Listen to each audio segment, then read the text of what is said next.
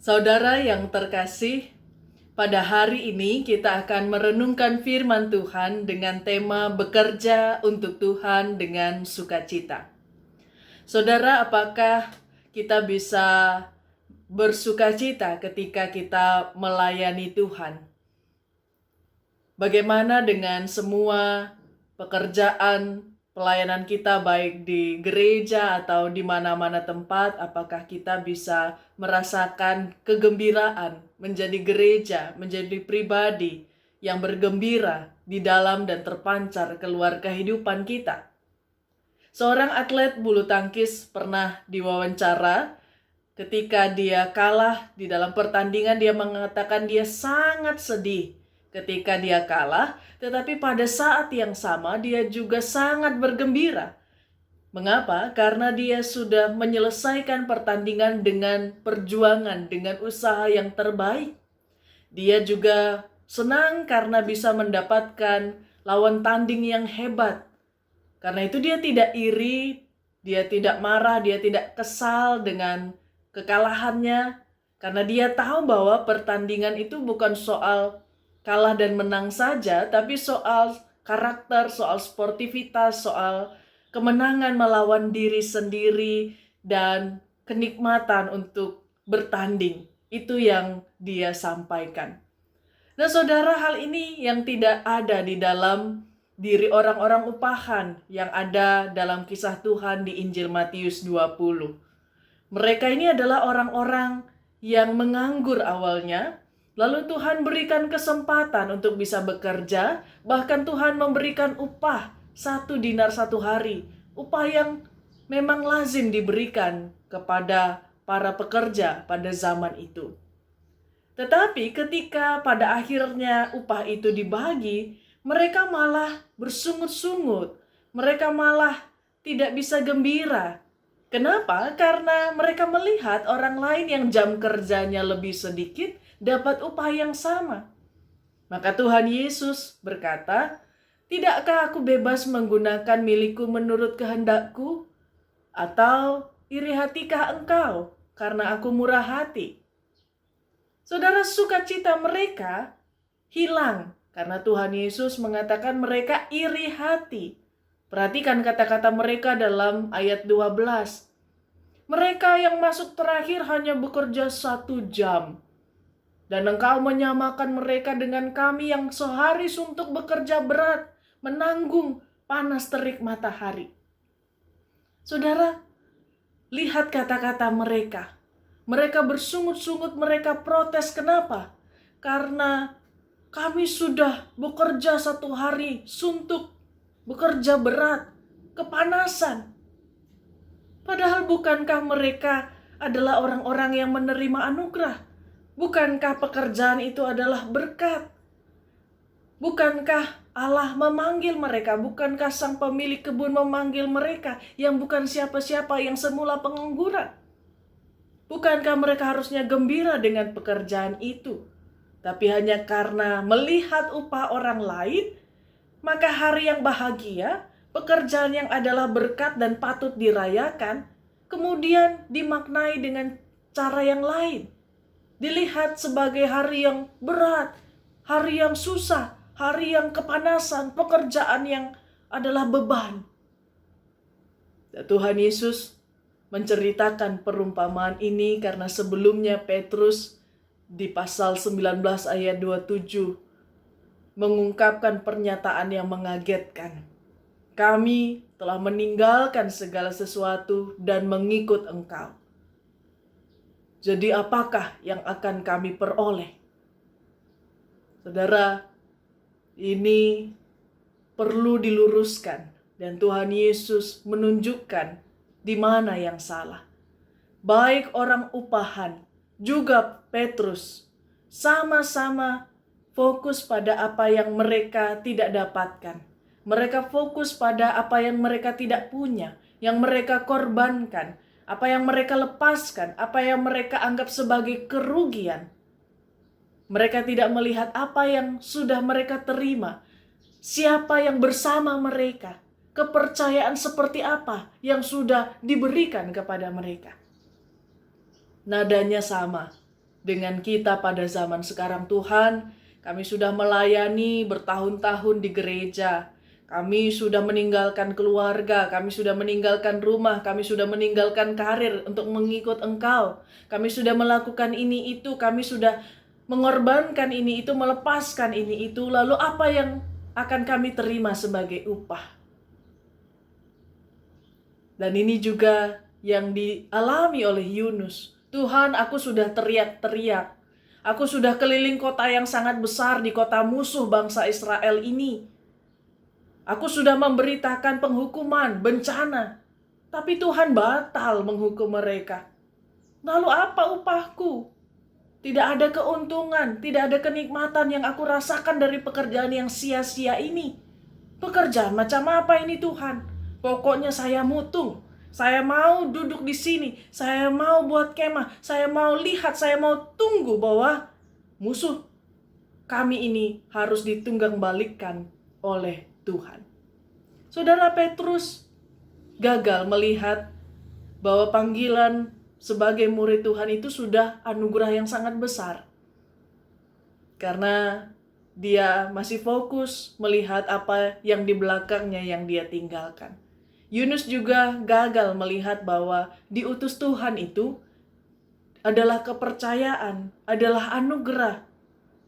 Tapi dia malah fokus pada hukuman, bencana yang harus diterima oleh musuh Niniwe, musuh bangsanya itu. Padahal Yunus dan Petrus adalah orang-orang yang menerima anugerah luar biasa, Bapak Ibu. Mereka bisa dekat dengan Tuhan, bisa ngobrol sebagai sahabat, bisa bahkan berdiskusi juga berdebat.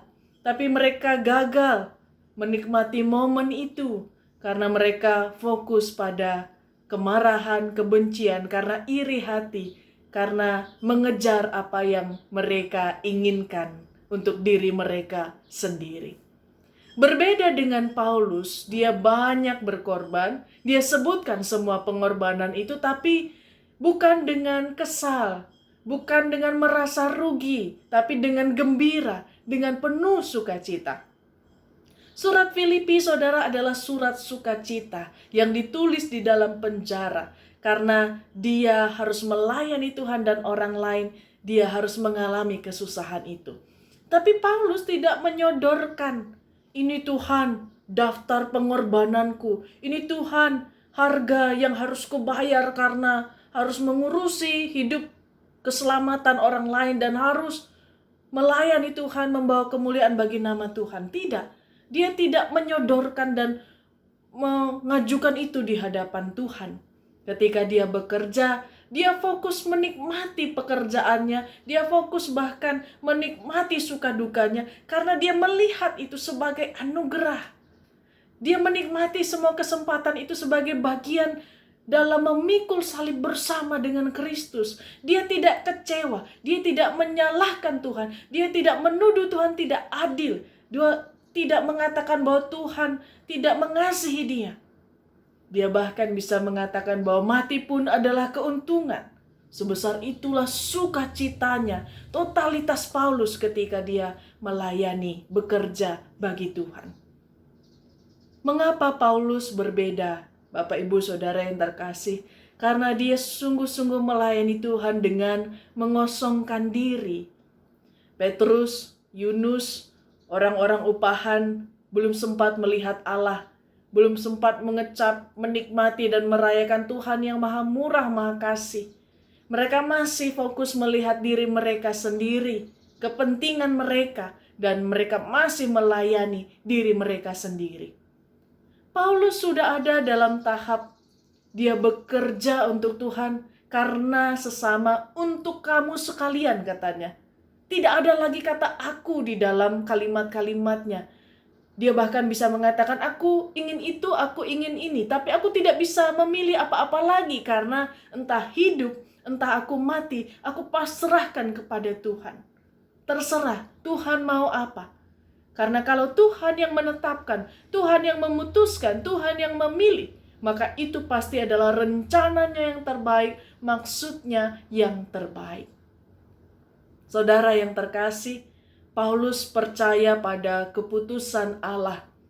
Keputusan Allah bukan dibuat berdasarkan apa mau Paulus, apa yang dilakukan Paulus, atau siapa orang lain yang harus dilayani Paulus. Bukan karena manusia, tetapi karena Allah sendiri. Keputusan Allah itu benar, adil, karena didasarkan pada Allah sendiri, pada kehendaknya, pada rencananya, pada kasihnya. Maka Paulus dan juga kita, kalau memahami hal itu, bisa bekerja untuk Tuhan dengan sukacita. Kita tidak akan memaksakan mau kita, cara kita kepada Allah. Kita tidak lagi sibuk mengatur-ngatur Allah. Kita akan bisa melayani, bekerja dengan tenang, karena kita percaya keputusan dan cara Allah yang terbaik. Ini adalah pekerjaan Roh Kudus. Bapak, Ibu, Saudara yang terkasih, Roh Kudus memberikan buah sukacita di dalam diri orang-orang yang bekerja untuk melayani Allah, yang bekerja melakukan misi Allah, meneruskan berita keselamatan. Sukacita, ada sukacita sejati yang melimpah, yang terpancar, walaupun kita sedang bekerja keras, walaupun ada susah payah. Saya teringat lagu yang biasa dinyanyikan oleh orang-orang yang penuh sukacita ketika melayani Tuhan. Mari bernyanyi bersama jika saudara tahu dengan lagu ini. Mana-mana Tuhan panggil, mana-mana Tuhan panggil, mana-mana Tuhan panggil untuk kerja di ladangnya Tuhan. Saya kerja, saya kerja, saya kerja di ladangnya Tuhan.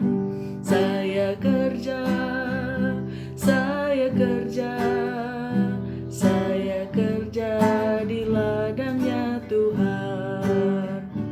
Kerja buat Tuhan selalu manis,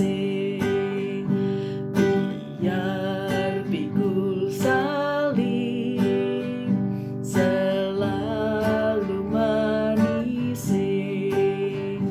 Ayo kerja buat Tuhan, sungguh senang-senangnya, dipanggil Tuhan selalu manis. Serahkan diri ke ladang Tuhan, saudara, serta Tuhan selalu manis.